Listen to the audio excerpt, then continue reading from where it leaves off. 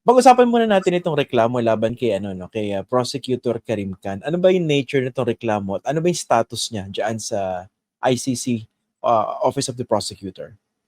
Essentially, ang alam ko lang din ay public information. At ang sabi nila, ang sexual misconduct charges ay dahil meron daw unwanted advances sa isang katrabaho niya, sa isang colleague, mukhang batang abogado, na kasama niya sa Office of the Prosecutor. Kaya mabigat talaga to kasi parang sa office niya nakikita to, sa mga out of town trips nila, sa investigation missions, nagkakaroon ng unwanted sexual advances. Medyo last year pa ito. Hindi ito bagong balita.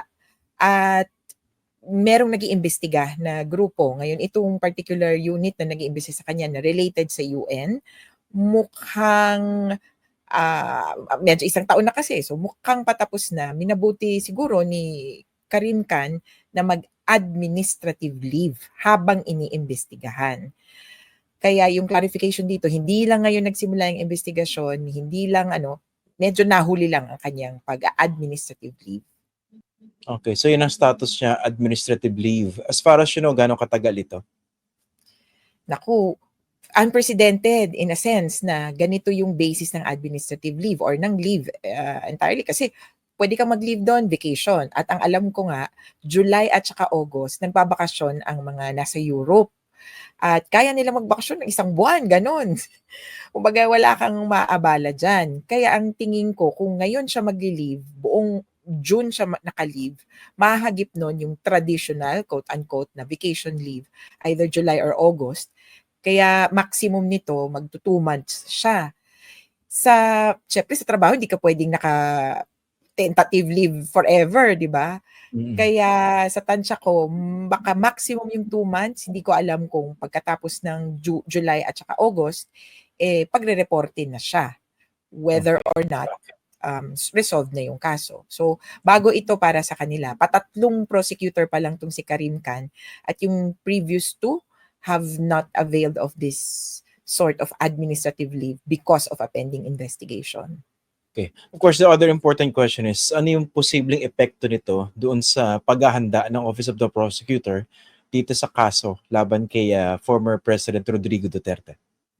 Tingin namin halos wala. Kumbaga kung sakasakali lang pagdating ng September, mawawala sa eksena or hindi magsasalita si Karim Khan.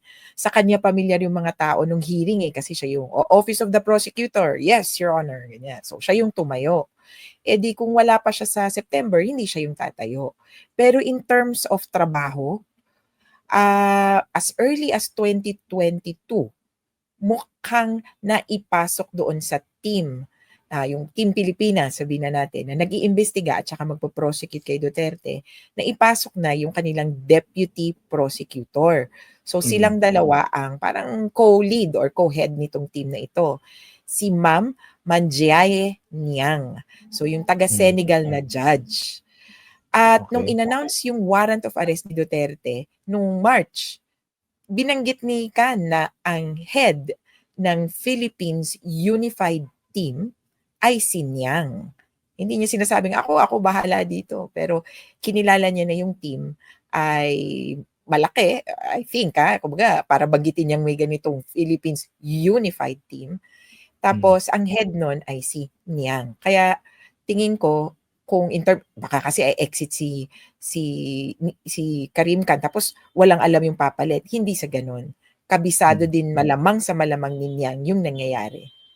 Okay. So, wala kang nakikitang epekto nito. Hindi pwedeng bumagal, madiskaril o makompromise yung kaso ng prosecutor laban kay dating Pangulong Rodrigo Duterte. Just want to make that clear. Tama? Okay. Yes. O sige. Does it concern nyo na baka magamit, if not ginagamit na ito ng mga taga-suporta ni dating Pangulong Rodrigo Duterte, at least for their audience here, to somehow weaken, at least based on public perception, yung kaso ng prosecutor laban dito kay Duterte. Kasi nga baka nakakita sila ng weak point. Ito ang prosecutor, ito yung kaso niya eh. Kumbaga ano yung moral high ground niya to talk about this case against our president? Well, una, lagi kasing siguro pitfall yan na pag-usapan ang isang issue within the framework of personalities. Sana burahin natin yan kasi ang tanging personality na on question here would be Duterte's. Siya yung kumbaga accused. At yung kumbaga kung hindi naman patungkol dun sa kaso natin, in a sense, irrelevant yan dun sa kaso natin. And dito nga, yung sinasabing misconduct charges, hindi naman patungkol pa or hindi related sa Philippine situation. In fact, ito pa nga, ito yung chismis. Itong sexual misconduct charges, idinidikit pa nga dun sa Israeli warrants of arrest. Talaga? Na, oo kasi in-issue yung warrants of arrest. Hindi ko alam kung anong nauna. In-issue yung warrant or nag-request ng warrant, tapos sinampahan siya ng sexual misconduct charges. Kaya nung panimula, para ang iniisip, binabalikan si Karim Khan as a person para magulo siya at hindi niya ituloy yung warrant of arrest. Pero on the other hand, meron namang kwento. So ang hirap nito, mga kwento. Ang pagkakabanggit, ginamit naman ni Karim Khan yung warrants of arrest sa Israel at saka sa Palestinian sa Hamas leaders para patahimikin yung nagrereklamo. Parang ang sabi, huwag ka nang magreklamo kasi madidiskaril mo yung sitwasyon o yung pag-i-issue ng warrant of arrest. Kaya maraming haka-haka, ayoko man sanang mag-involve, pero ultimo, mukhang hintayin natin yung resulta ng investigation ng UN body. Kaya tingnan natin. Pero ako, unrelated kay Duterte. Tingin ko hindi si Duterte or hindi DDS ang kumbaga nakapagpanalo dito. Mas nakikita ko pa nga yung US pressure kasi sila talaga yung kumbaga yung timing sa kanilang kaso, sa kanilang sitwasyon yun, nakarelate dun sa Israeli case. Tapos in fact, nung time kasi na yun, nagiging issue kung pwede bang mag-issue ng warrant of arrest din against US officials. Kasi kabahagi sila.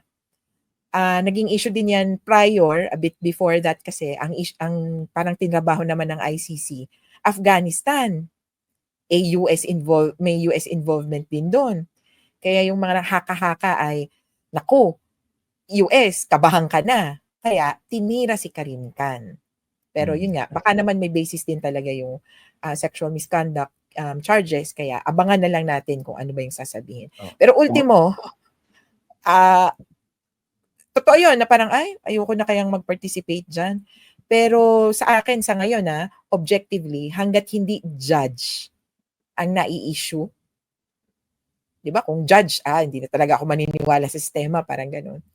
Kung hindi judge, parang okay pa rin naman sa akin yung ICC. At in any case, hindi naman namin kinukonsider na perpektong institusyon yung ICC o perpekto yung mga tao doon.